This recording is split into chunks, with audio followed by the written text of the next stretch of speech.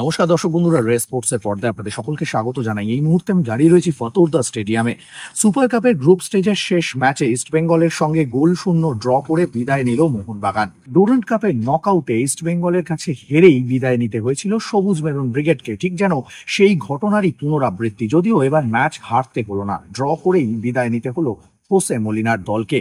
ইতিমধ্যেই মোহনবাগান শিবিরের ওপর চাপ যেন ক্রমাগত বাড়ছিল। গত মৌসুমে জোড়া ট্রফি দিলেও এই মৌসুমের শুরু থেকে মোহনবাগানের পারফরমেন্স কিছুতেই আশানুরূপ হচ্ছিল না। ইতিমধ্যেই মোহনবাগানকে এই মৌসুমে একটি ট্রফি দিয়েছেন হোসে মলিনা। শিল্ড ফাইনালে উঠে চির প্রতিদ্বন্দ্বী ইস্ট বেঙ্গলকে হারিয়ে ট্রফি জিতেছে মোহনবাগান। কিন্তু তারপরেও মোহনবাগানের কাছ থেকে যে ফুটবল আশা করেন সমর্থকরা, সেই ফুটবলটাই যেন উপহার দিতে পারছিলেন না দিমিত্রি পেট্রাকস, জেসন রামিন্স, জেমি ম্যাকলারেনরা।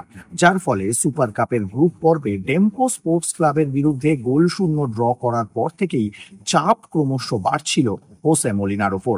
আমরা যদি একটু পিছন দিকে ফিরে যাই তাহলে এই কথাটা বলতেই পারি যে ডুরান্ড কাপে ইস্টবেঙ্গলের বিরুদ্ধে হারের পরেই হোসে মলিনা জানিয়েছিলেন যে দলে গ্রেগ স্টুয়ার্টের অভাব বোধ করছেন, কারণ গত মরশুমে মোহনবাগানের মাঝমাঠে আক্রমণাত্মক ফুটবল খেলেছিলেন এই ফুটবলার গ্রেগ স্টুয়ার্ট। কিন্তু এই মরশুমে তিনি দলে নেই, তাকে ছেড়ে দেওয়া হয়েছে। কিন্তু তার জায়গা পূরণ করার মতো কোনো ফুটবলার নিয়ে আসা হয়নি। এবং আমরা যদি পরপর ম্যাচগুলো দেখি, Durand cup, IFA shield, super cup, সব জায়গাতেই কিন্তু মোহনবাগান মাঝমাঠটা বড্ড খালি খালি লেগেছে। আপুইয়া, অনিরুদ্ধ থাপা, সাহাল আব্দুল সামাদের মতো ফুটবলার থাকা সত্ত্বেও কোথাও যেন সেই দৃষ্টিনন্দন ফুটবল উপহার দিতে পারছিল না হোসে মলিনার মোহনবাগান। আজকে ফতোরদা স্টেডিয়ামে ইস্টবেঙ্গলের বিরুদ্ধে গোল শূন্য ড্র করার পর সাংবাদিক সম্মেলনে এসে বিস্ফোরক মন্তব্য করলেন হোসে মলিনা, যা এতদিন দেখা যায়নি মোহনবাগান কোচকে।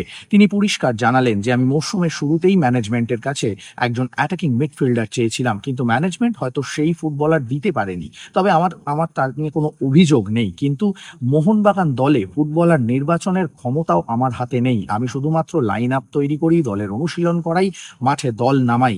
কতটা ক্ষুব্ধ তিনি, সে কথা কিন্তু তার বক্তব্যেই পরিষ্কার হয়ে যাচ্ছে। তাহলে কি আক্রমণাত্মক ফুটবলার না থাকাতেই মলিনার দলে দৃষ্টিনন্দন ফুটবলের অভাবটা চোখে পড়ছে? আজকে মোহনবাগান ম্যাচ শেষে যখন ফুটবলাররা মাঠ ছাড়ছেন, তখন কিন্তু ডাগ আউটে সাপোর্ট স্টাফদের সামনে দীর্ঘক্ষণ দাঁড়িয়ে রইলেন Mohun Bagan head coach Jose Molina.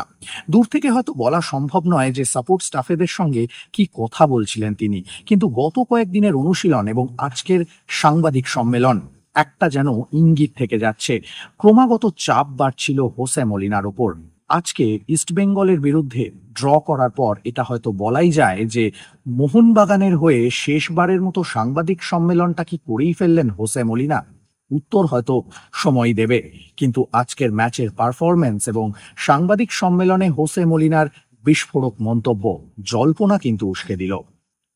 Fatorda stadium থেকে ক্যামেরায় শুভম মণ্ডলের সঙ্গে সৌরভ মুখার্জি, রে স্পোর্টস।